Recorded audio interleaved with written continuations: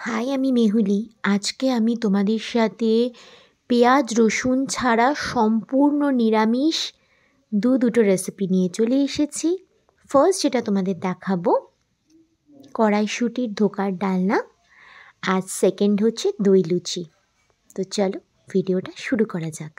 কড়াইশুঁটির ধোকার ডালনা বানানোর আগে আমি ধোকার ডালনার যে গ্রেভিটা সেটা প্রিপেয়ার করে নিচ্ছি। তার জন্য গ্রেভিতে ব্যবহৃত একটা মশলা সেটা আগে বেটে তৈরি করে নিচ্ছি।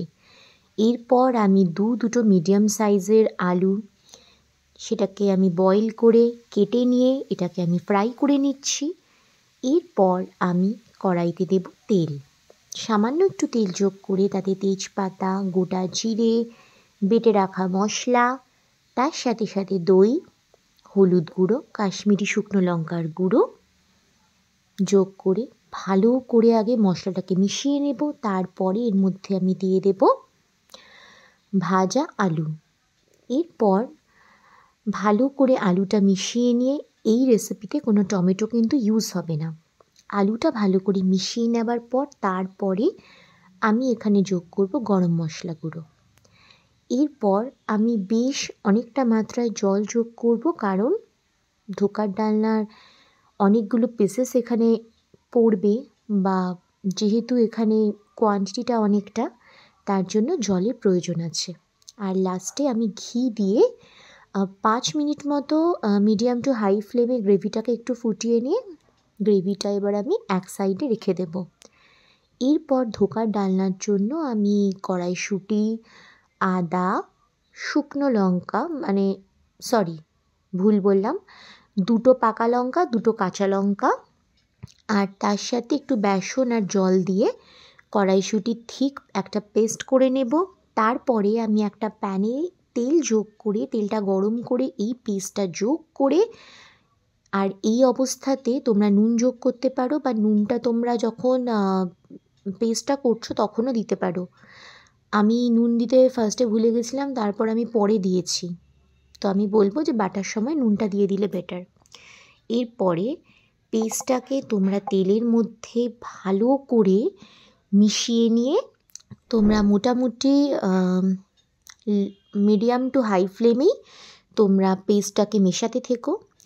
আস্তে আস্তে যখন দেখবে যে পাত্রের গাটা ছেড়ে যাচ্ছে পেস্টটা, তখন বুঝবে পেস্টটা মোটামুটি রেডি।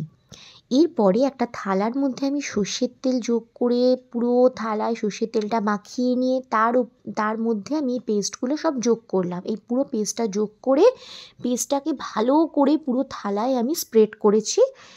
আর মোটামুটি 5 থেকে 6 মিনিট আমি এই পেস্টটা যোগ করে আমি পেস্টটাকে ঠান্ডা হতে দিয়েছি। 5 মিনিট বাদে আমি তারপরে এই পেস্টটা থেকে আমি ছোট ছোট টুকরো কেটেছি, ছোট মানে চৌকো টুকরো কেটেছি। ধোকার আর কি পিসেসগুলো কেটেছি চৌকো করে, আমি ওই বরফির আকারে কাটিনি। এই চৌকো টুকরো করে প্রত্যেকটা পেস্ট কেটে তারপরে আমি অনেকটা মাত্রায় সাদা তেল যোগ করে সেই সাদা তেলের মধ্যে আমি এই প্রত্যেকটা ধোকার টুকরোগুলোকে লাল করে ভেজে তুলে নিয়ে তারপরে আমি গ্রেভির মধ্যে যোগ করে দিয়েছি। আর আমি কিন্তু গ্রেভিতে একটু চিনি যোগ করেছিলাম, যেহেতু ধোকার ডালনা একটু মিষ্টি মিষ্টি হয়, তার জন্য আমি গ্রেভিতে চিনিও যোগ করেছিলাম। এবারে আমি ধোকার সমস্ত পিসগুলো দেওয়ার পর গ্যাসের ফ্লেমটা অন করে মোটামুটি 5 থেকে 6 মিনিট মতো মিডিয়াম ফ্লেমে আমি গ্রেভিটাকে রেখেছি। তারপর আমি গ্যাসের ফ্লেমটা অফ করে গ্রেভিটা এক সাইডে রেখে দিয়েছি। মানে আমাদের কড়াইশুঁটির ধোকার ডালনা পুরোপুরি রেডি।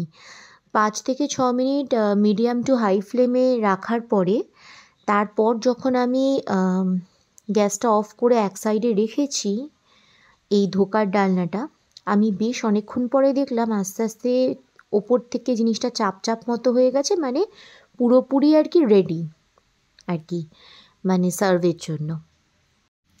এরপর চলে আসি দই লুচির প্রিপারেশনে। তো তার জন্য আমি ফার্স্টে দই, নুন, চিনি, বেকিং পাউডার, বেকিং সোডা যোগ করে আগে ভালো করে মিশিয়ে নেব দইটাকে। তারপর এর মধ্যে সুজি আর 1 কাপ ময়দা যোগ করে ভালো করে মণ্ডটা মেখে নেব। আবারও হাফ কাপ ময়দা যোগ করে ময়দার মণ্ডটাকে আরেকটু ভালো করে মেখে নিয়ে ওপর থেকে রিফাইন তেল যোগ করব। রিফাইন তেল যোগ করে ভালো করে মণ্ডটার উপরে তেলটা স্প্রেড করে ঢাকা দিয়ে আমি এক সাইডে রেখে দেবো। আমরা চাইলে 1 ঘন্টাও রাখতে পারি বা ফ্রিজে ঢুকিয়ে আমরা ওভারনাইটও রাখতে পারি। ওভারনাইট রাখলে একটু বেশি ভালো। আমি মোটামুটি 1 ঘন্টা মতোই অলমোস্ট রেখেছিলাম। তারপরে আমি এখান থেকে গোল গোল করে লেচি কেটে গোল শেপ করে নিয়ে তারপরে গোল করে লুচির মতো করি বা লুচির থেকে একটু বড় সাইজ করেই আমি প্রত্যেকটা লেচিকে বেলে নিয়েছি গোল গোল করে। দেন তারপরে আমি রিফাইন তেলে ফ্রাই করেছি ডুবো তেলে। এখানে বেকিং সোডা বেকিং পাউডার যোগ করার জন্য প্রত্যেকটা লুচি একদম বলের মতো ফুলে উঠছিল।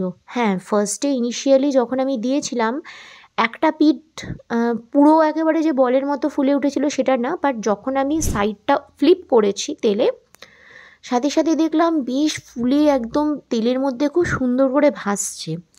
আমি আরও মানে 2টো লুচি যে ভেজেছি সেটার ক্লিপসও আমি তোমাদের সাথে এখানে শেয়ার করছি। তোমরা দেখো লাস্ট লুচিটা কীরকম যে তেলের ওপরে ভাসছে, আমি সেটা তোমাদের সাথে শেয়ার করেছি। আর কীভাবে লুচিটা ফুলে উঠেছে সেটাও আমি তোমাদের সাথে শেয়ার করেছি।